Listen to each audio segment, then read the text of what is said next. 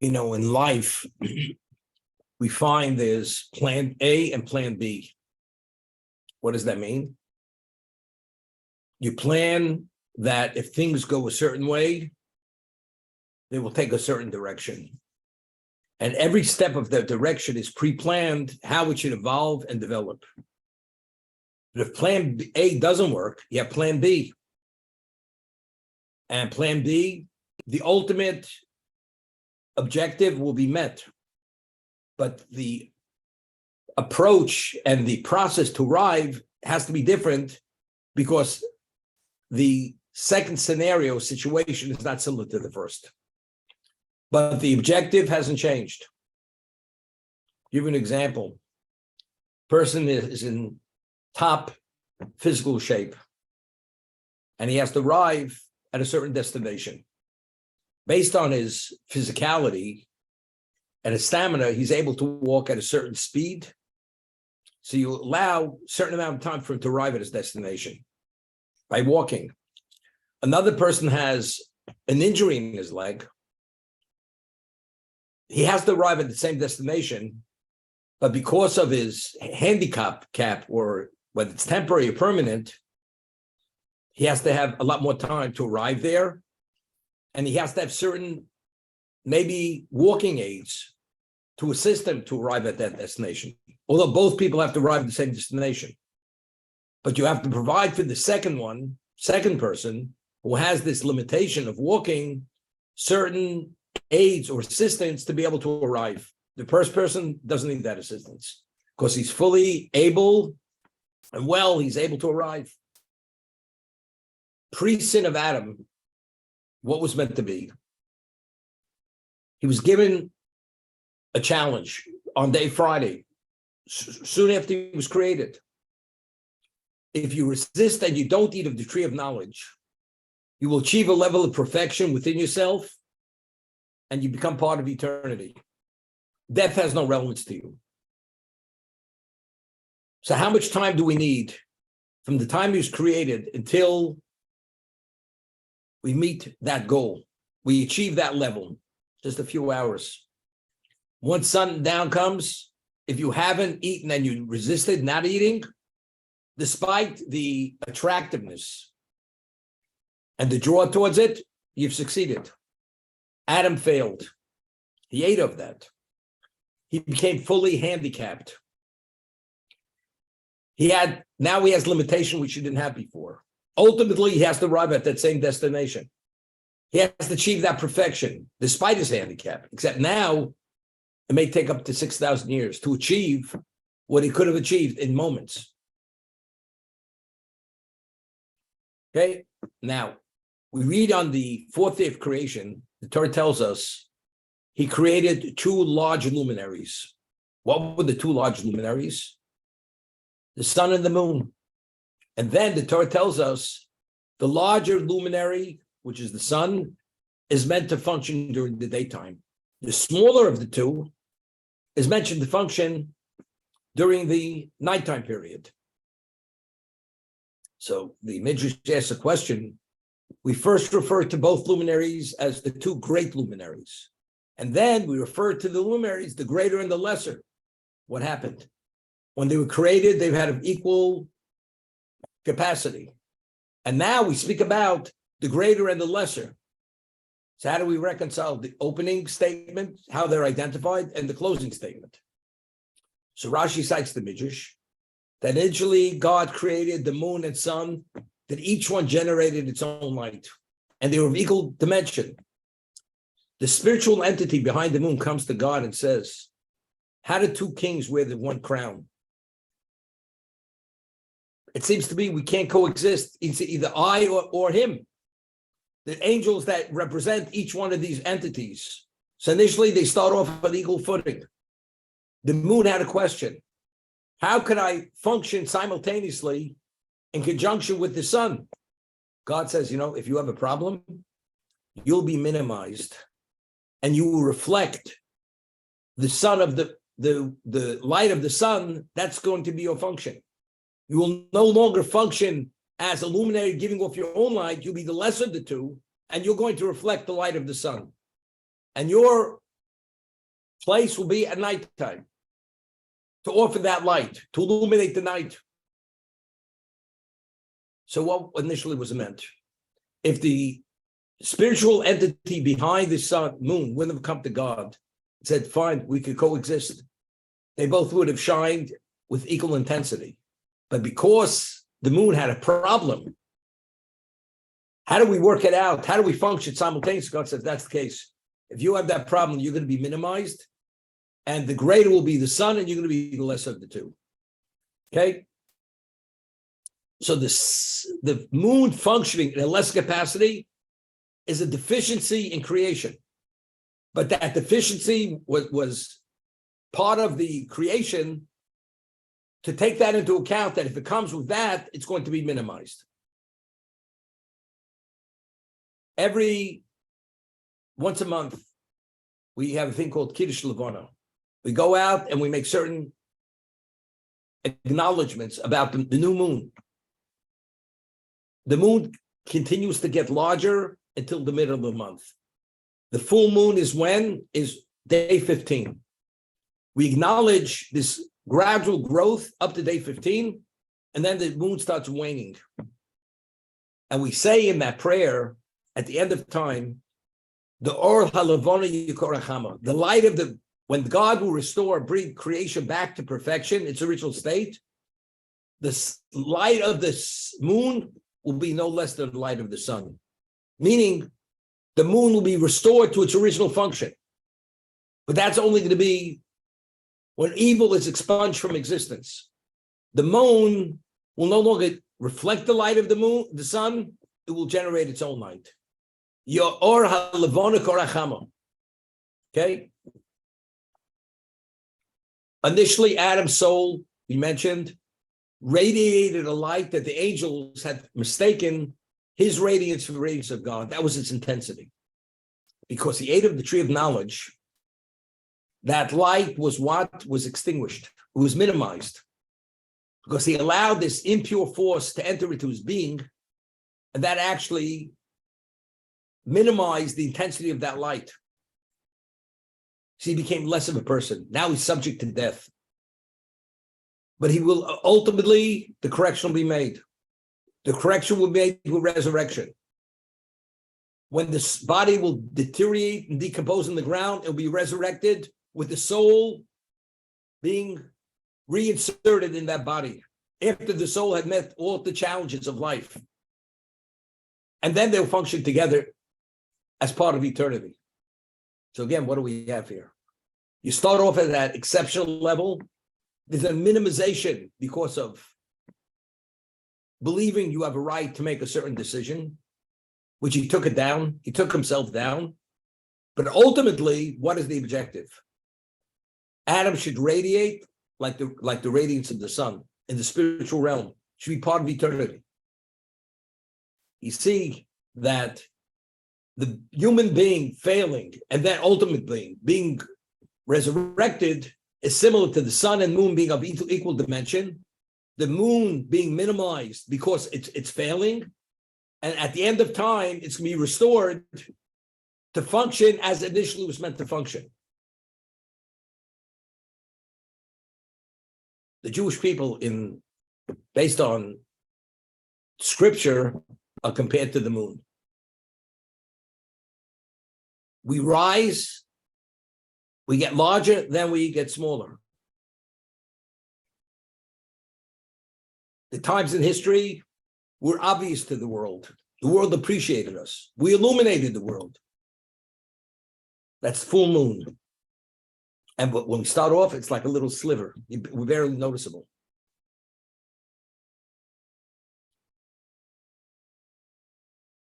Yaakov, the Jewish people, number-wise, as we said, were infinitesimal compared to what the world is all about. 15 million Jews versus 8 billion people. We're not noticeable. But you want to know what we are. In that little unnoticed context, we're the equivalent of all of them combined. But it's not seen. It's in its potential. It's in its innateness. At the end of time, it will magnify at a level that 8 billion people are going to be totally subsumed by that light.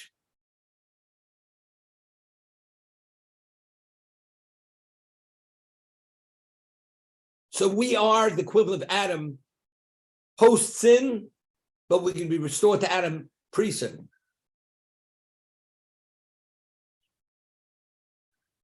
When's that going to be?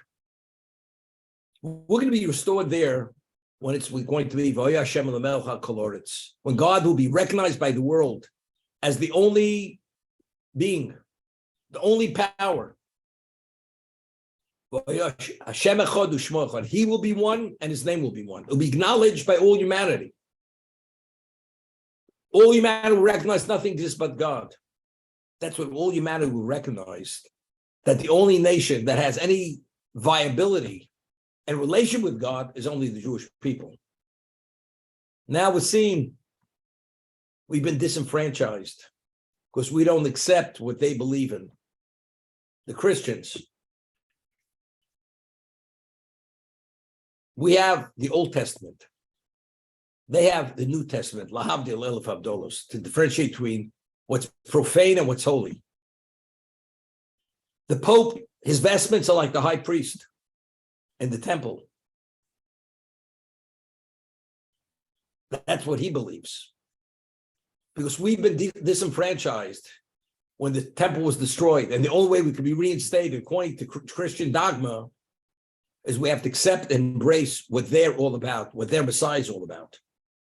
And then the world will reach its level of perfection. And if not, we're going into the oblivion. We'll be subject to destruction, and they will destroy us.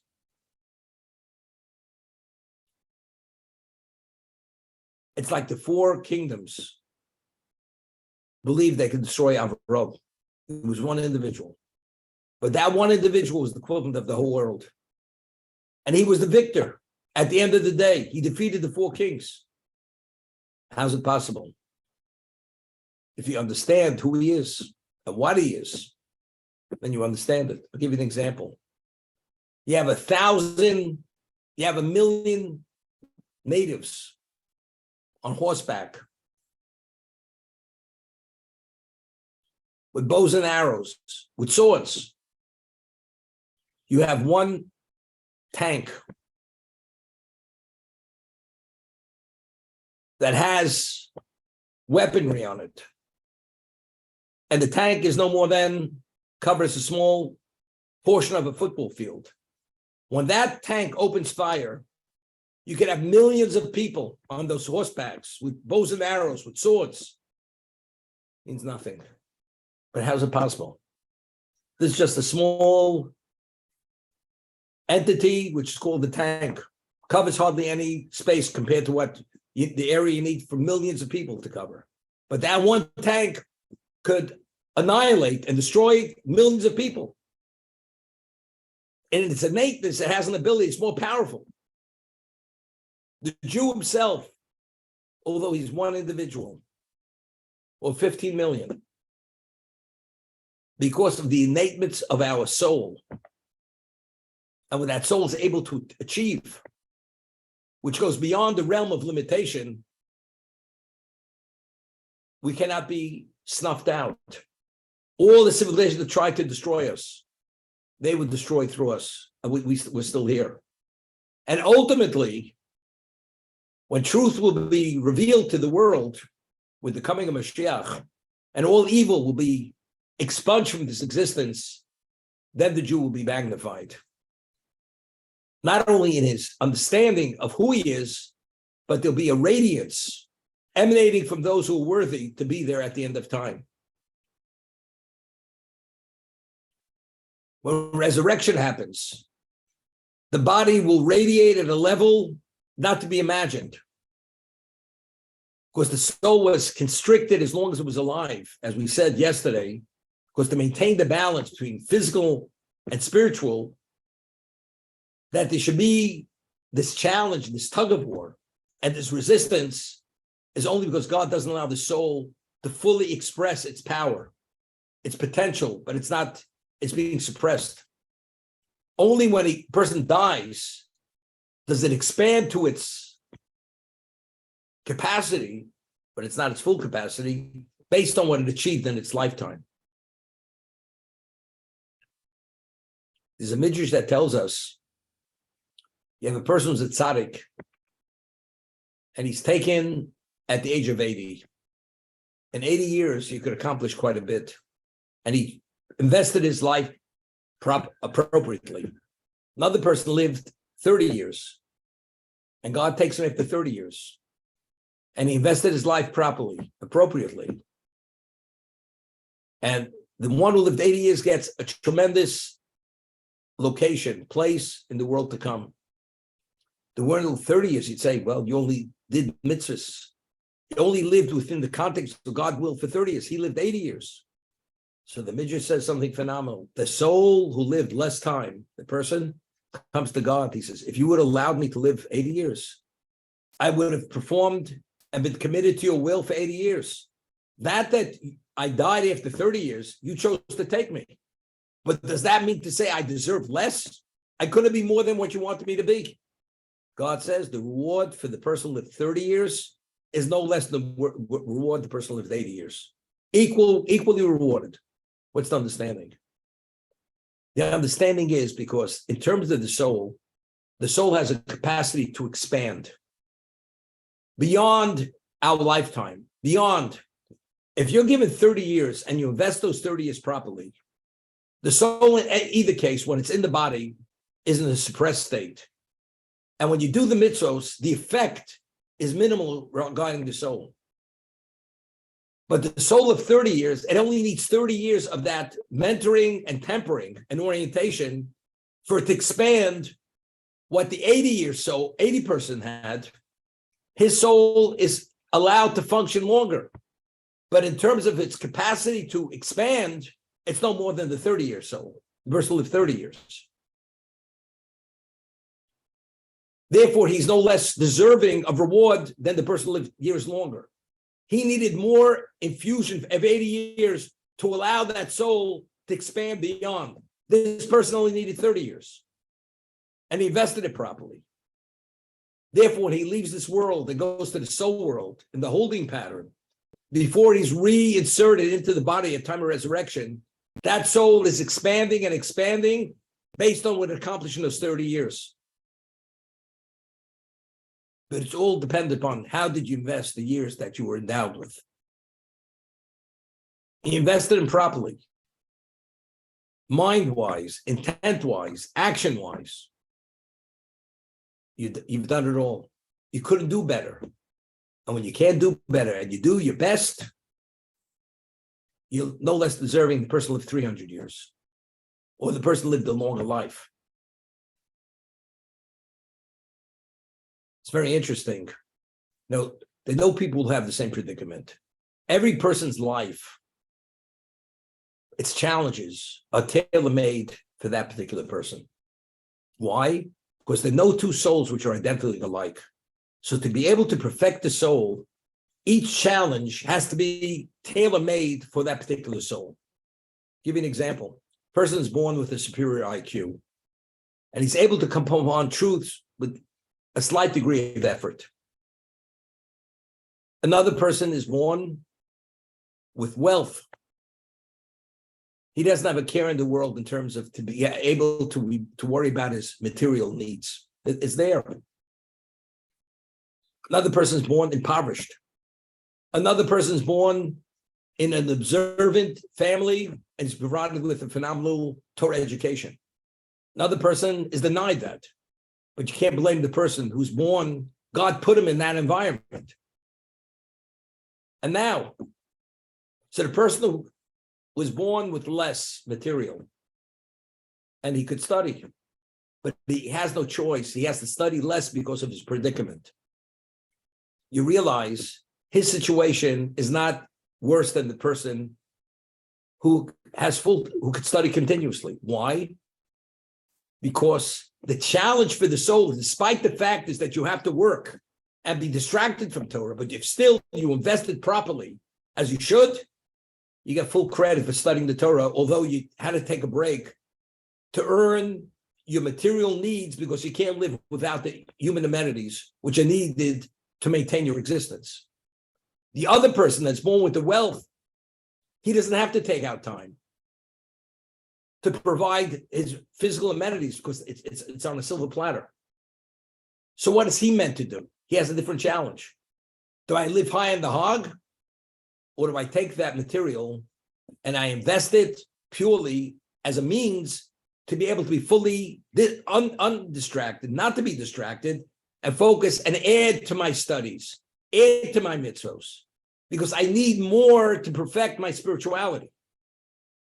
But at the end of the day, the end goal is the same end goal, to achieve a certain level of perfection despite all the challenges. But each person has a different challenge because each soul, to bring about the same end result, you need another methodology to be able to bring about that end result. I always say, person's a poor man, and he comes upon somebody who needs charity, and he gives the man $1. And the dollar for him to give to that poor man is a sacrifice. Or he gives that dollar to support Torah. It's a sacrifice. You have a person who's very wealthy, and he gives $1. So in terms of the beneficiary, it's the same beneficiary. You benefit from the poor man's dollar, you benefit from rich man's dollar. But in terms of the one who's giving it, the two situations are not comparable. The poor man who gave that $1, despite all the reasons not to give it, because he's financially deprived, this is a great level of sacrifice. He sacrificed to do the right thing. For the rich man, it's not a sacrifice. As a result of that, he has to give something substantial that it should be the equivalent of sacrifice, because he needs a different level of mentoring and perfection orientation to address what the needs of his soul may be.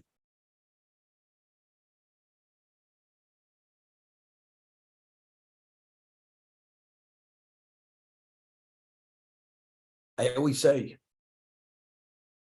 if I had enough money, I could bring Mashiach tomorrow. I sound like I'm off my rocker. Right? Now, why are Jews not sufficiently in touch with their heritage? Why is there dissension in communities? Most disagreements are over what? Usually over money. You could buy people for money. I want honor. I say, something? You want honor? Come work for me. I'll pay you $5 million a year. All of a sudden, honor goes on the back burner. The needs. We have to underwrite projects. If I had enough money, there's no project that I can't underwrite. To bring Jews back to Judaism. I could provide quality education. Did you get the best quality teachers? The person doesn't have to become a lawyer and earn $1,000 an hour. I could pay you a salary teaching Jewish children Torah, which is the equivalent of the $1,000 an hour. You get the best, the cream of the crop to be the faculty in Torah institutions. So let me ask you, there are people who have that kind of money. They can make a difference on a global level. Why aren't they? You know what the answer is? Observant people. Well, people know. The answer is not so simple. Not so simple. To part with that kind of money, not so simple. Everybody has his way to see it, but you realize the one who could make the difference doesn't make the difference. Only God knows if there's going to be a claim against that person. If you could have, why didn't you? The man who doesn't have the means, there's no claim. If you could have, why didn't you? He couldn't have. Because his predicament was a different predicament. So the more you have many, many different kinds of challenges, materially speaking. The rich man has his challenges, the poor man has his challenges. The poor man could bolt from God, said, God, why are you twisting my arm? To me, it seems to be, I'm doing my best, and yet I'm always getting the short end of the stick. But somebody says, who am I even to question? I have the privilege to serve you. That's the tzaddik. He doesn't look at the length of the stick, whether it's the longer end or the shorter end. It's your will, I do it. At whatever cost, and I'm privileged to do it. The rich man says, I can live like royalty. Am I going to sit and commit myself to an ancient text to try to understand what God wants? I know what I want. Or the person says, who am I? Whatever I have, it's God's endowment. He gave it to me for a purpose, to facilitate his will. Because as he gave it, in a moment, he could take it. It's a challenge, not simple. And everybody's walking that tightrope. Could you imagine having a tightrope spanning the falls from the American side to the Canadian side, and you start walking that tightrope, and there's no safety net underneath? You're walking that, and that your whole life you walk that tightrope. Every step you make, it's another question. How do I invest this next moment? More, if I have more, or if I have less? And that's what life is all about. From the moment you start walking, which is at the age of adulthood, each step is evaluated. Is it the right direction, the wrong direction? You could have done it better. You could have done it quicker, qualitatively, whatever it may be. All this goes into the evaluation. At the end of your life, it's all evaluated, and then the decision is given. What did you accomplish? And that's what it's all about. But what one has no relevance to what you have. Everybody, as I said, is individualized. I always like to speak about Canyon Ranch. And before you go to Canyon Ranch, you have to fill out a questionnaire.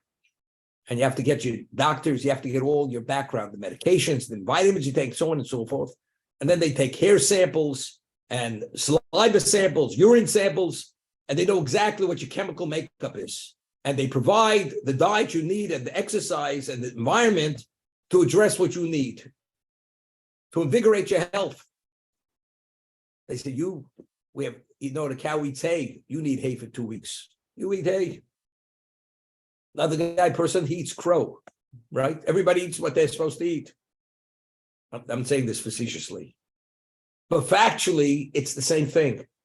Everybody has a certain specific nourishment. Everybody has to breathe, otherwise we can't live. Every Jew has to observe the Torah. That's for everyone. You have to believe in God. That's for every Jew. You have to believe in the 13 tenets of Jewish belief. That's for every Jew. That's oxygen. Every Jew has to observe the Shabbos. That's oxygen. Now we talk about qualitative observance. Deeper, broader, more intense. That's already qualitative. No, do you go to Colorado where the air is thin, and because you have healthy lungs and you climb those mountains, you're able to somehow ventilate and release all the impurities of your body because you're in such a pure environment? Or do you go to California and inhale smog 24 hours a day? And you actually congest your arteries and everything else. I'm only using that as an example, but on a facetious level, it's the same thing. Everybody has his challenges.